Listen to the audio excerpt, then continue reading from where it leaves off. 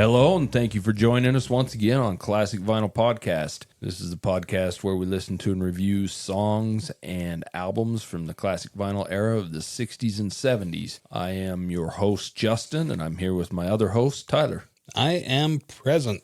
Once again, you made it to the basement studio. Yes, I have. A fool and his money are soon parted, or easily parted. Well, will you walk away from a fool and his money? Of course I will. Will you? Well, that's kind of the hook, isn't it? I'm not sure if I'm the one with the money or if I'm the fool. Yeah, I mean, somebody's got to put some bait on that hook, right? And then, easy money to get from a fool. Yeah, that's true. So today we're going to do Badfinger and one of their hit songs, Come and Get It. Let me give you a little history about Badfinger. And I'm going to say something about this band. They have a very tragic history. Oh. Yeah, it's unfortunate. And they might have been a pretty big band. I mean, they had several hits, but they might have been even bigger. But a lot of tragedy hit this group. But they're a Welsh band, originally formed as the band named the Ivies, and they were formed way back in 1961. They were originally formed with Pete Ham on vocal and guitars, David Jenkins on vocals and guitars, Rod Griffiths on vocals and bass, and Roy Anderson on drums. That was the original lineup. And although they've had many lineups over the years, and I'm talking many, they're one of those bands that toured for quite a while, but not with a lot of original members. The most popular lineup is Pete Ham, Mike Gibbons, Tom Evans, and Joey Molland. They signed to Apple Records, famously owned by the Beatles, in 1968, and that's when the Beatles, or someone at Apple, suggest they changed the band name of the Ivies to Badfinger. Now, George Harrison, this is kind of funny, has stated that the band name, it was named after a stripper that the Beatles had known in Hamburg, and her name was Helga Fabdinger. So they named the band Badfinger after Helga Fabdinger. So that's funny. Yeah, so I don't know if that's true, but it sounds like it is. So we're going to go with that. Now, all in all, while they were with Apple from 1968 to 1973, they made 5 albums until Apple folded, obviously, because of all the Beatles issues. They had multiple financial issues after Apple folded, and they had some management problems. Their manager, Stan Pauly, he was embezzling money from them. Fool in his money. Yeah, he was embezzling money from Badfinger and other bands he was managing at the time, and that led to a lot of problems, and that actually led to Pete Ham's suicide in 1975 at the age of 27. 27 Club? I guess so. I mean, he was having many mental problems, obviously, and money issues, and that led to his suicide. So Tom Evans in 1983 also died of suicide. Oh, my. And Mike Gibbons died of a brain aneurysm in 2005, leaving Joey Molland as the only surviving member of the band. And he's not an original member, but he's kind of an original member of the popular lineup of the band. And there have been so many lineups over the years. You had Mullins' Badfinger and Bob Jackson's Badfinger, which Bob Jackson was a member of the band from 74 to 75. There was all kinds of different people cashing in on it. But all in all, the band has made 10 studio albums. One of those albums is the Ivies, 7 compilation albums, and 3 live albums. They've only had 2 albums in the top 50 in the U.S., with No Dice, their album name, being the top, charting at number 28. Their albums never really charted that well in the UK. Now, singles, they released 14 singles overall. In the US, 7 of those singles hit the top 100. 4 of those singles hit the top 10. Day After Day was their top single, and it charted at number 4. Now, in the UK, they had 4 singles only in the top 100, but 3 of those singles actually made the top 10. Come and Get It, the song we're talking about today, was their top charting single in the UK at number 4. Their top charting single anywhere was the song Day After Day, and it hit number 2 in Canada. So Canada likes this group. They've sold about 15 million albums worldwide. They're not a band that a lot of people know. I think there's 3 or 4 songs that I'm sure most people have heard, but I think a lot of people would have a hard time saying, hey, that's Badfinger. Yeah, for sure. You know, so they're just not a really well-known band. You're never going to see this band in the Rock and Roll Hall of Fame, but I think they're well worth listening to. Some of their early albums are really, really strong, in my opinion, especially their albums with Apple. They're just good albums, and they made good music. A lot of people thought this band was the Beatles making music after the Beatles broke up under a different name, which just simply wasn't true. That's funny, but it's totally believable. Yeah, it could be a little believable unless you know the the Beatles' voices, obviously. But yeah, so do you want to get to the song review? Yes, I do. And now it's time for the song review. So, of course, we're doing Badfinger and Come and Get It. Tyler, after we listened to this song a couple times, and we also listened to Paul McCartney's original version. Yeah. Or original, I shouldn't say version, but it was a demo. Yeah, his demo. Yeah. What's your history with this song?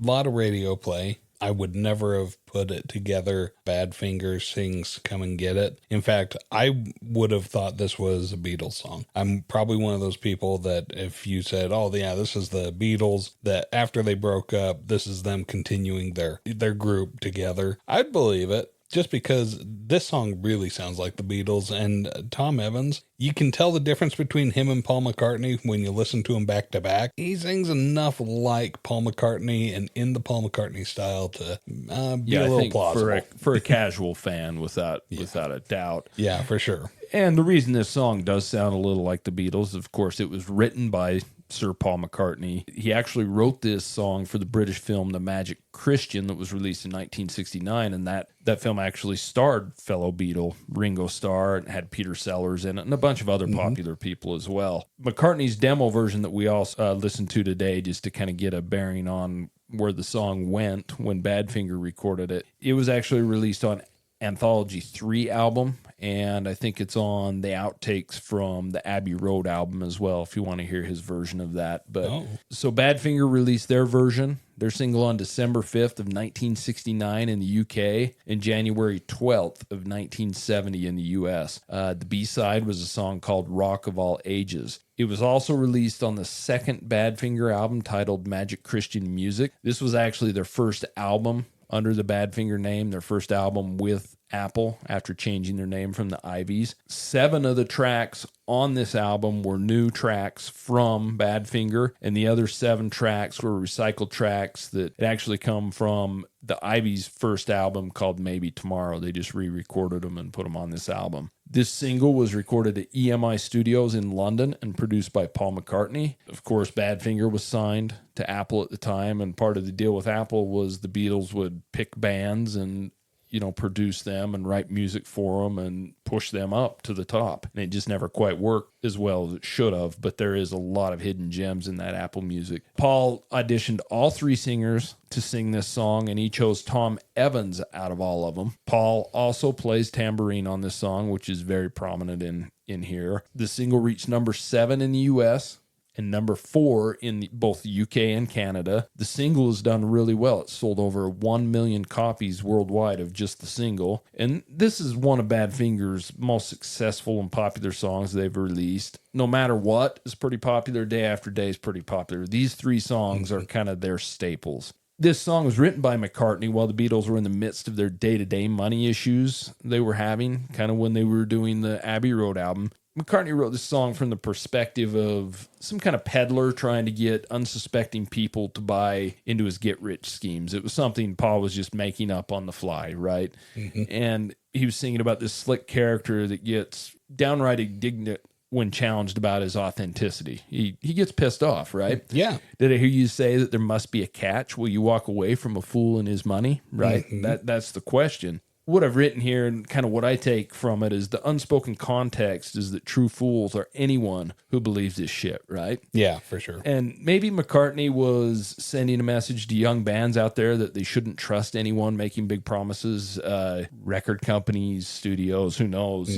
It's kind of ironic considering the situation the Beatles were in, but he actually promised Badfinger a big hit if they followed his advice, because I think they wanted to make this more of a rocker, but he said, no, I want you to record it exactly like my demo, which it pretty much is, and it will be a big hit for you guys. And he sure delivered on this one. There's no doubt about it. Oh, for sure. And it really is a perfect way for this song to be performed. This isn't much of a rocker, but it's all throughout. Ironically, even it's all throughout like pop culture in commercials. Anytime they're trying to sell you something, I've heard this on all kinds of car commercials and stuff, where it's like, yeah, if you want it, here it is, come and get it, but you better hurry because it's going fast, right? Yeah, it makes you wonder how much residual income Paul McCartney has off just this song. Yeah. Not that he needs it from any of his songs. So after listening to this song, What are your thoughts on it? So this song's kind of, it's not mellow. It's peppy and it's upbeat, but it's not a heavy rocker. This one's more subdued and toned down. And it's exactly the way it's supposed to be. I like the music with it. It lulls you in. This song reminds me of like when you hear about these predator animals that feign being injured in order to lure their prey in. And then all of a sudden the injury goes away and they pounce on the prey. That's what I get from this song, from the lyrics. Because, he's like, will you walk away from a fool and his money? Because that's what the old adage is a fool and his money, or it's either soon parted or easily parted. I've heard it both ways, and I'm not sure which is true. Or which is the authentic one. But same thing, right? That, hey, there's a sucker born every hour or a sucker born every minute, that quoting P.T. Barnum. Yeah, it's along those lines. This is a charlatan song, right? It's kind of cool that Paul McCartney put this all together in a song, and then to hear it played on commercials where it's like, oh, here it is. If you want it, come and get it. But you better hurry because it's going fast. Or it's an atypical car salesman song. It really is. But at the same time, it's like, oh, well, if you take your time to read the contract, right? Young bands out there, make sure that you're not getting yourself swindled, because if you don't sign with this record album or with this record label, then some other band's going to get your spot, because there's only a certain number of spots that the album can, or the label can sign, right? And so you better not read the contract, just sign. No, always read the contract, especially if you're in a band, and if you're buying a car, especially then too. In fact, just read all your contracts before signing them. It's the smart way to do it. And if you question the guy, then he's going to get defensive. He's like, what do you mean there must be a catch?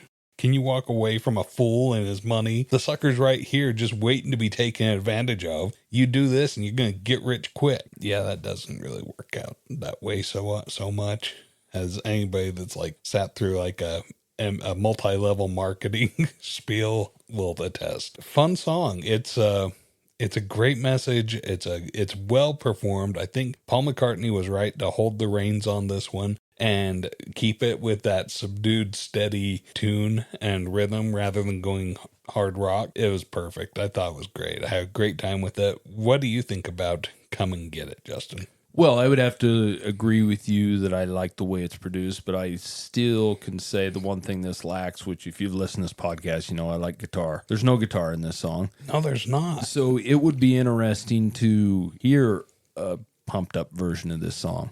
You're right. There's the piano, the bass, the tambourine. And the drums. That's it. And there's very little. I mean, this song is pretty much piano and tambourine. I mean, that's what the driver of this song is.